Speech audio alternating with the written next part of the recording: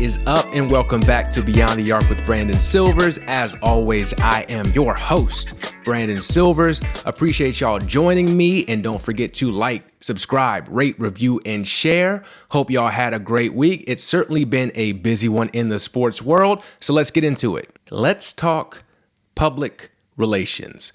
Public relations, also known as PR, according to Google, is the professional maintenance of a favorable public image by a company, organization, or famous person. Two such entities in the sports world have had PR nightmares here very recently that seem to the untrained eye to be completely different. Luckily, Beyond the Arc with Brandon Silvers prides itself on being the trained eye of sports coverage, so let's discuss the wild predicaments that the PGA Tour and Zion Williamson currently find themselves in, as well as how they're basically the same exact situation. The PGA's nightmare started with something that could be considered good news depending on the context. They announced that they had merged with another organization. Interestingly enough, this was also how the Zion nightmare started, as he announced a merger of sorts himself by posting a gender reveal video for his unborn child. Yay, you're having a baby. Great. Wow, our organization just got bigger. Fantastic. Wonderful news, everybody.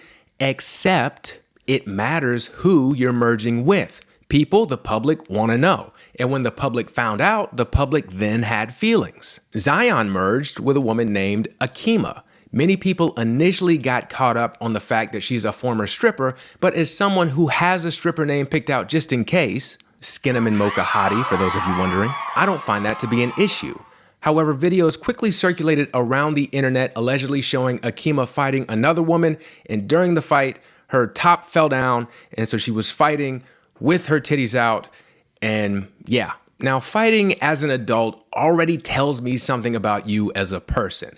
And I was trying to think of a male equivalent for this, but it was obviously difficult. So I'll try to paint a picture for you and we can decide together. Let's say you're fighting as a man and maybe you hit like a sick roundhouse kick, but you split your pants in the process and your testicles flop out. Would you continue fighting? Or would you stop and be like, hey, can we put a pin in this and circle back to it at a later date? If you would continue fighting like that in the manner that Akima did, it would not be unfair, in my opinion, for you to be labeled as a terrorist. It's important to note that things aren't black and white in this world. Everything is on a spectrum. Akima might allegedly be a terrorist, but she's on one of the lowest levels on the terrorist scale. Who might you find at the upper end of that scale, allegedly, according to some people, maybe? Oh, I don't know, possibly Saudi Arabia. Terrible human rights record. The Crown Prince Mohammed bin Salman was allegedly behind the assassination of Washington Post reporter Jamal Khashoggi because Khashoggi had been critical of him.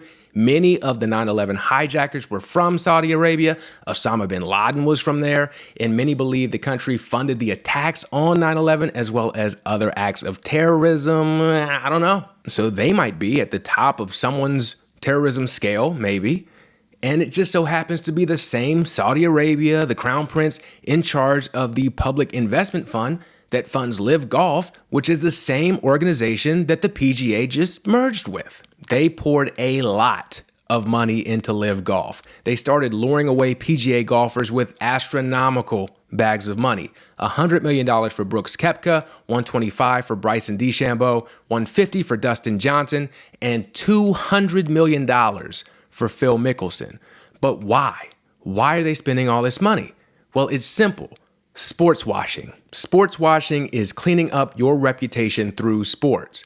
People love sports, so they're going to like you because you're associated with the thing that they love, and you need that when you've done the kinds of things the Saudis have been accused of doing. So they've been going all in on this tactic. They've already purchased Premier League club Newcastle United and paid for other soccer stars like Cristiano Ronaldo to come to their Saudi league, and they're also becoming heavily involved in tennis. Where did they get all this money in the first place? Well, mostly oil. And being full of liquid is another thing that ties these two stories together, as Zion's baby mama Akima is described by the publication Black Sports Online as being, quote, an alleged squirter. So what else do these stories have in common besides questionable partnerships and being hypervolemic? Well, how about loyalty that was quickly turned into scorn? So I mentioned all of the players that LIV Golf convinced to leave the PGA, but not everyone took the money. Tiger Woods turned down the most at $800 million, which is ridiculous, but plenty of other players decided to turn down life-changing amounts of money after being convinced to stay loyal to the PGA by Commissioner Jay Monahan. They're rightfully pissed now. I mean, some say it's pissed, but it could be something else in there too. I know science hasn't been super conclusive on it, but even they aren't as mad as Mariah Mills. Shortly after Zion posted the news about his impending fatherhood that shocked us all, Mariah went on a Twitter spree revealing that nobody was more shocked than she was. At the time of this recording, it's been days and she is still tweeting about it. Mariah is an OnlyFans star who apparently was under the impression that Zion was some form of her man. I say that because she seems to understand that Zion would be out here in these streets, but popping up with a whole baby and main chick was not part of the arrangement between Mariah and Zion, according to Mariah. She's been posting all kinds of screenshots of messages between her and Zion, talking about how Zion was planning to move her to New Orleans, all the nasty things they did, including spitting in her mouth. We can only imagine how Zion is staying so hydrated. It's probably the Mountain Dew. She also said that she helped him get into shape, which was met with a lot of skepticism for obvious reasons. And she just keeps going on, and the exposing is getting more and more wild, and apparently we should be on the lookout for a leaked Zion sex tape, which I'm not sure anybody really needs to see. And the question I have is, how is Zion able to do all this physical activity, windmill dunks in warm-up lines, all that, and not play in any NBA games? He's played in a combined 29 games the past 2 seasons, including missing the Pelicans elimination game this year, but then he's out in these streets going round for round with professional sex havers. Get your ass on the court. $194 million contract. Please, get out there. You are killing CJ McCollum. Anyways, so where did Zion and the PGA mess up specifically? Well, if Zion's gonna do all this, he probably shouldn't use his real name on his Snapchat account. Did he think he'd be able to put the blame on the other Zion Williamson? Speaking of golf, this is the dumbest creeping move since Tiger Woods was leaving voicemails for Perkins waitresses. Hello, it's me, Tiger Woods. Guess who just took an Ambien? Anyways, would love to try to get a hole-in-one with you later, if you know what I mean. So, give me a call after your shift. Goodbye. Who could that have been?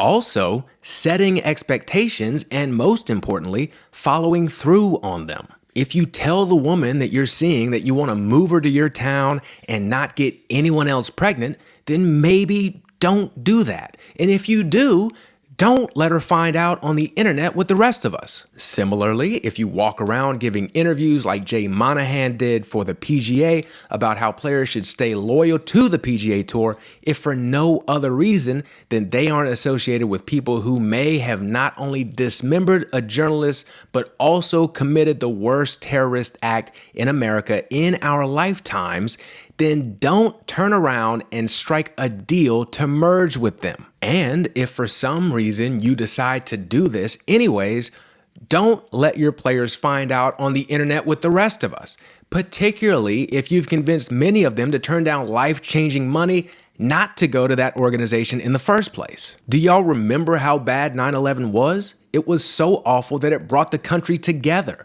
That's the last time that happened.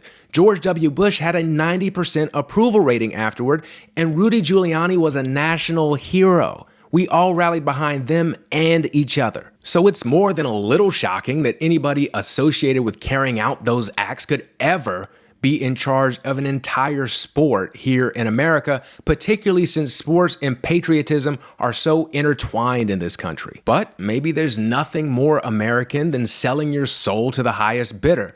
This has just been where we've headed as a society for a while now, but it's wild to see 9/11 get sent to the "it's time to move on" room with slavery and all the other terrible things that have happened in this country. But here we are. And now that that Band-Aid has been ripped off, don't be surprised to see any number of people or entities that you hate make their way into more mainstream sports. I don't care who you hate, who you don't agree with. They're already invested in everything you love because money is at the top of the list of what matters most. These corporations don't care. They just pass on the moral conundrum to us, the consumers.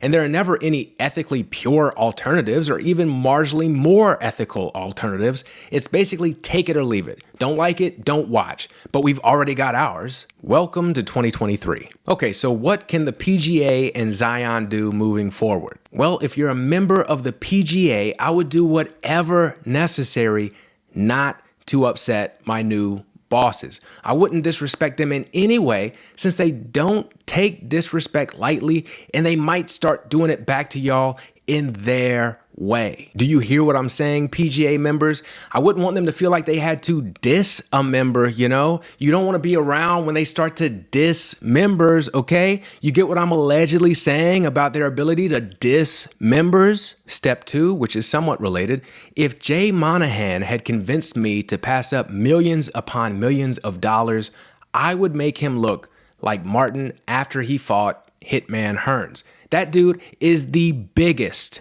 scumbag to pull this and use 9/11 as a negotiation tactic. He deserves whatever comes his way. Very easy, simple, two-step process. As for Zion, there's only one place to go if you're a South Carolina basketball star who has embarrassed themselves in such a way that people are now questioning your future.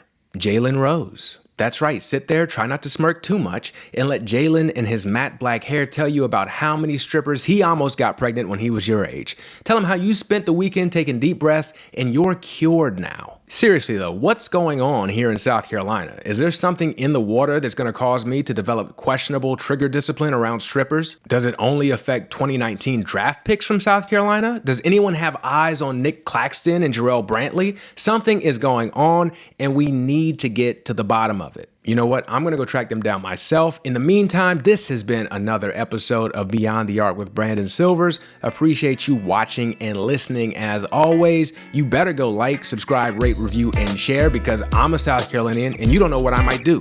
So I will catch y'all next week.